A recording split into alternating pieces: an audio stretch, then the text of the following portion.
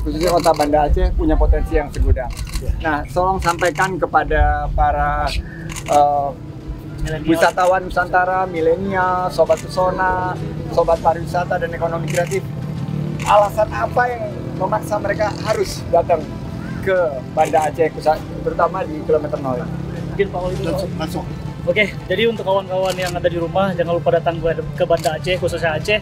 Karena memang di Aceh juga banyak tempat wisata sejarah, wisata tsunami, islami, dan lain segala macam, terutama wisata kuliner. Jadi kawan-kawan yang memang suka banyak yang tentang kulinernya, Aceh juga paling juara untuk masalah kulinernya. Oke, Pak Wali. Oke. Assalamualaikum warga Banda Aceh.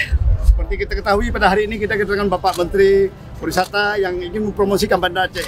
Ingat, kita ingin Banda Aceh ini sebagai beranda depan Nanggro, Banda Aceh etalase Nanggro, Banda Aceh cerminan Nanggro, dan Banda Aceh barometer Nanggro. Banyak keunggulan jasa wisata di sini, terutama jasa kuliner dan jasa yang lainnya. Jasa kuliner dapat kita nikmati di sini. Ada kuah belangong, ada wapli, dan ada juga timpan dan segala macam lain yang merupakan beranda depan Nanggro. Mari kita datang ke Banda Aceh, kota yang humanis, terbuka untuk siapa saja. Kita berpikir global dan bertindak lokal. Tetap syariat Islam dengan tetap menjaga toleransi. Terima kasih.